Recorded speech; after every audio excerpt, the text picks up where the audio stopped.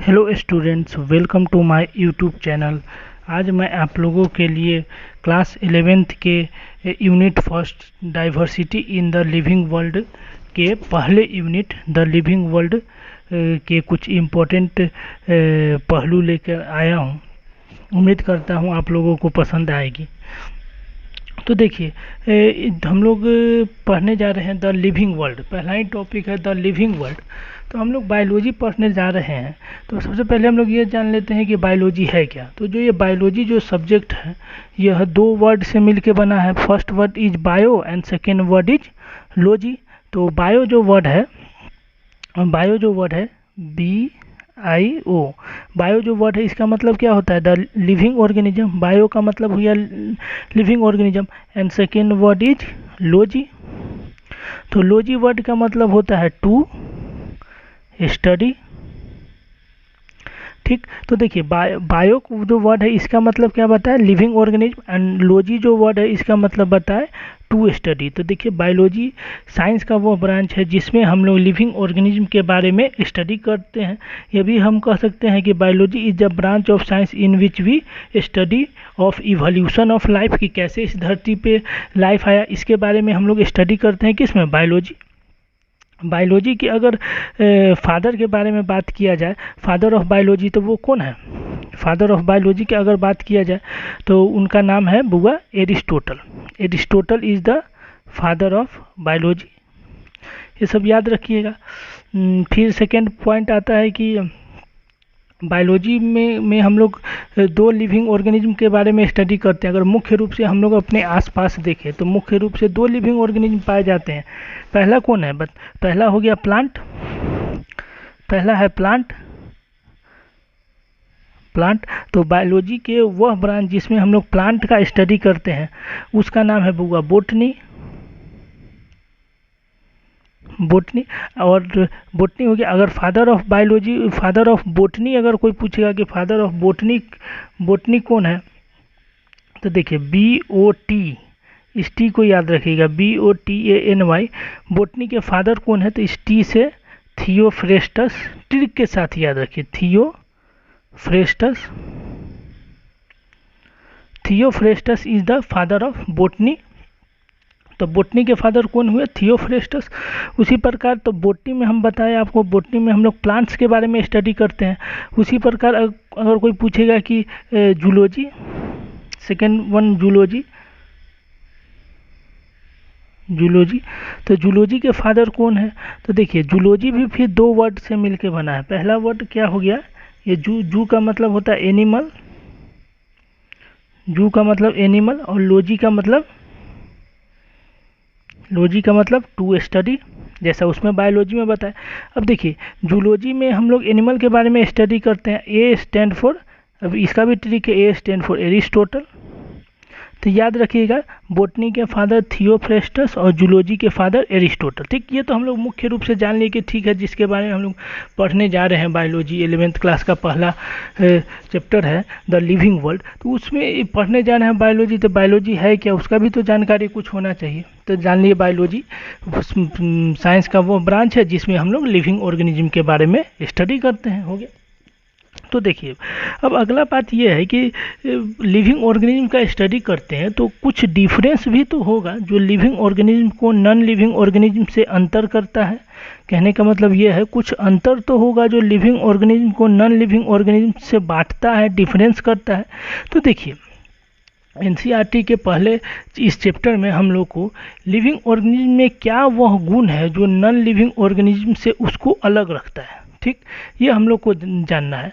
तो देखिए, अगर लिविंग ऑर्गेनिज्म के अगर गुण के बारे में बात किया जाए कि लिविंग ऑर्गेनिज्म में क्या क्या गुण है, तो देखिए, लिविंग ऑर्गेनिज्म में पहला गुण ग्रोथ हो गया। ग्रोथ मतलब विकास। फिर उसके बाद देखा जाए तो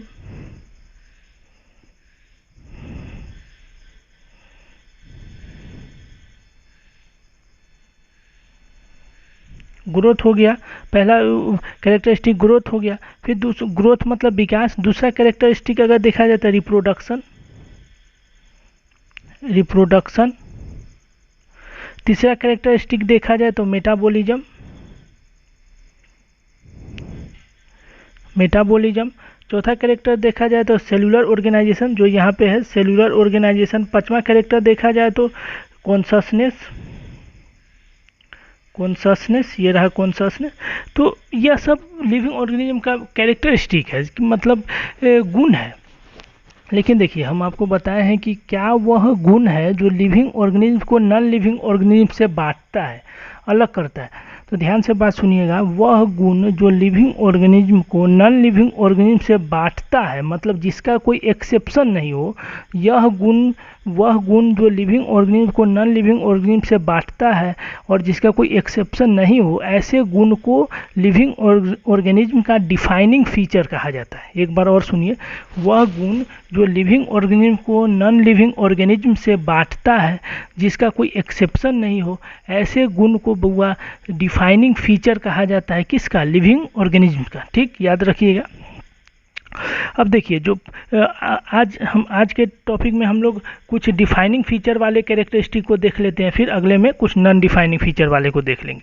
तो देखिए जो पहला जो हमको कैरेक्टरिस्टिक आज हम लोग पढ़ रहे हैं, जो लिविंग ऑर्गेनिज्म का कैरेक्टरिस्टिक भी है, ध्यान से सुनिएगा, कैरेक्टरिस्टिक भी है और डिफाइनिंग फीचर भी है। तो देखिए जो पहला हम कैरेक्टरिस्टिक है सेलुलर ऑर्गेनाइजेशन। देखिए सेलुलर मतलब हो गया सेल से बना हुआ कोई ऑर्गेनिज्म, और ऑर्गेनाइजेशन मतलब हो गया बनावट।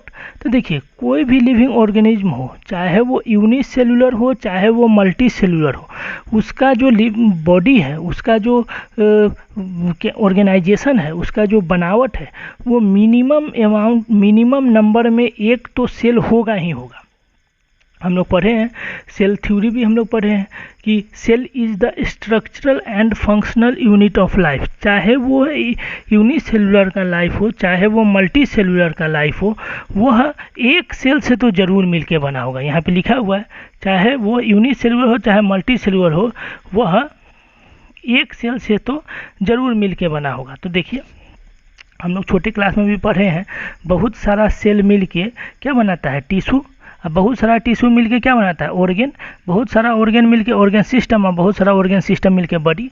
हम लोग तो मल्टी सेलुलर है, तो जैसे मान लेते हैं नर्व सेल का एक एग्जांपल लेते हैं। जैसे बहुत सारा नर्व सेल मिलके टिश्यू बनाया, कौन? Nerve tissue. बहुत सारा नर्व टिश्यू मिलके ऑर्गेन बनाया, कौन ऑर्गेन? ब्रेन। और स्पाइनल कॉर्ड किससे बनता है? नर्व सेल से, नर्व टिश्यू से मिलके बनता है। अब बहुत सारा ऑर्गेन, मतलब एक या एक से अधिक ऑर्गेन, जैसे ब्रेन प्लस स्पाइनल कॉर्ड मिलके ऑर्गेन सिस्टम बनाएगा। इस ऑर्गेन सिस्टम का नाम क्या हो गया? नर्वस सिस्टम, जो ऑर्गेन सिस्टम में आ गया।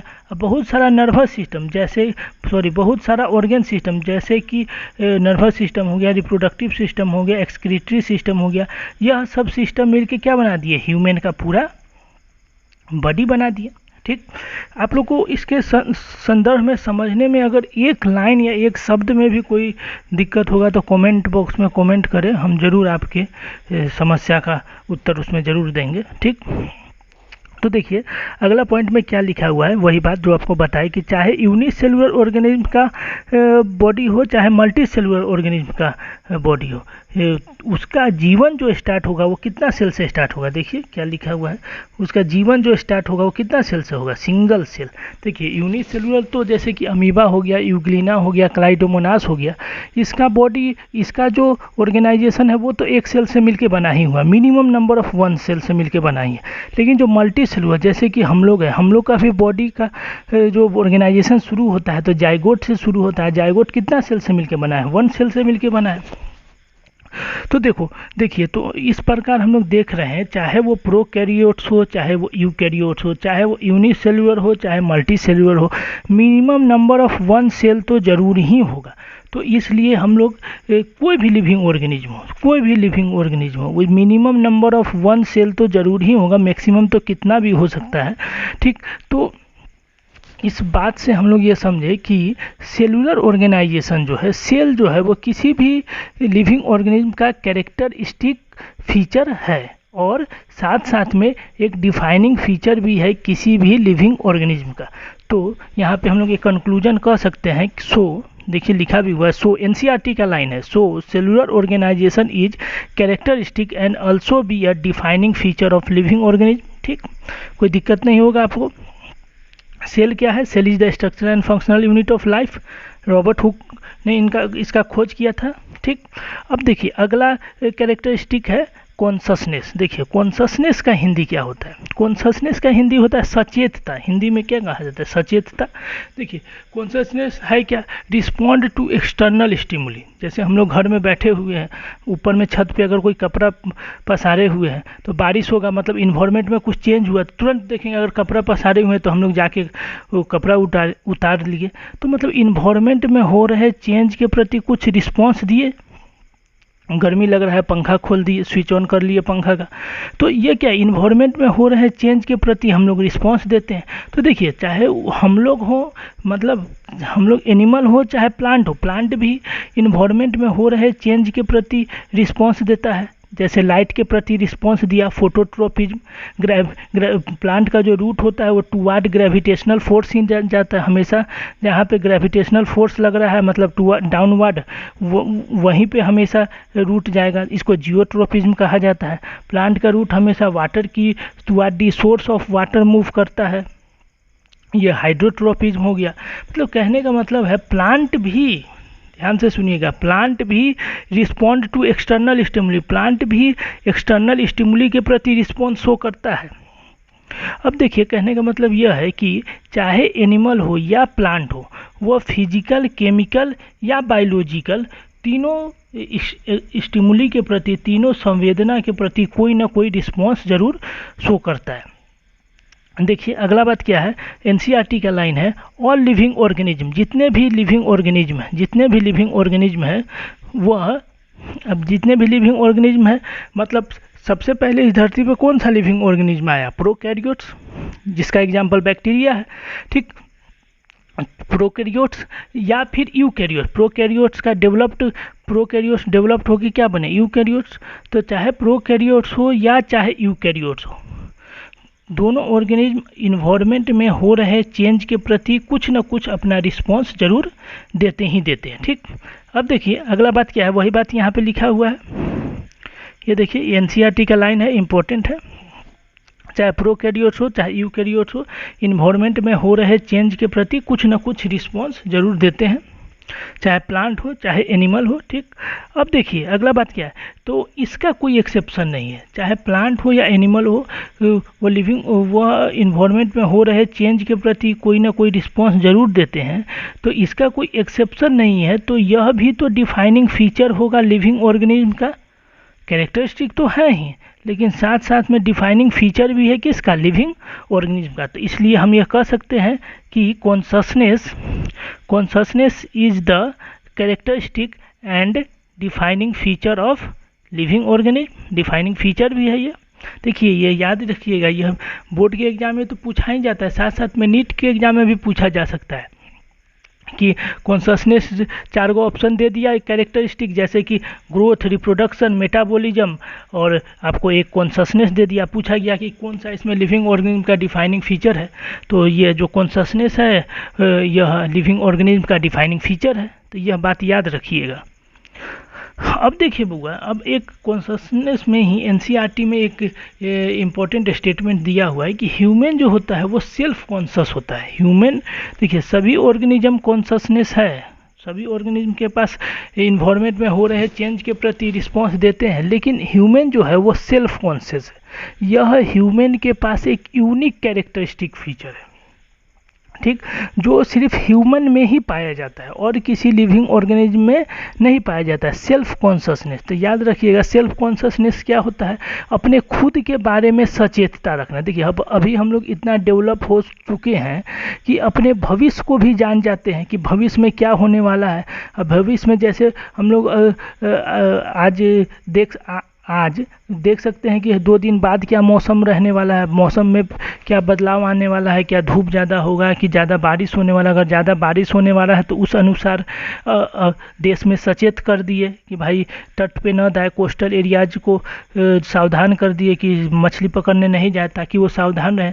तो हम लोग अपने भविष्य को भी जान सकते हैं। तो ऐसा इम्पोर्टेंट कैरेक्टरिस्टिक सिर्फ ह्यूमन में ही पाया जाता है। तो ये हो गया बुआ सेल्फ कॉन्शसनेस, और सेल्फ कॉन्शसनेस जो है वो ह्यूमन का एक यूनिक कैरेक्टरिस्टिक फीचर है, यह बात याद रखिएगा। ठीक, तो आज हम लोग 2 इम्पॉर्टेंट कैरेक्टरिस्टिक और दोनों जो कैरेक्टरिस्टिक हम लोग पढ़े हैं दोनों लिविंग ऑर्गेनिज्म का डिफाइनिंग फीचर भी है। तो याद रखिएगा, अगर इस रिगार्डिंग कोई भी समस्या होगा तो आप लोग कमेंट जरूर कीजिएगा। ठीक है बउआ, ठीक है। जय हिंद, जय भारत, थैंक यू।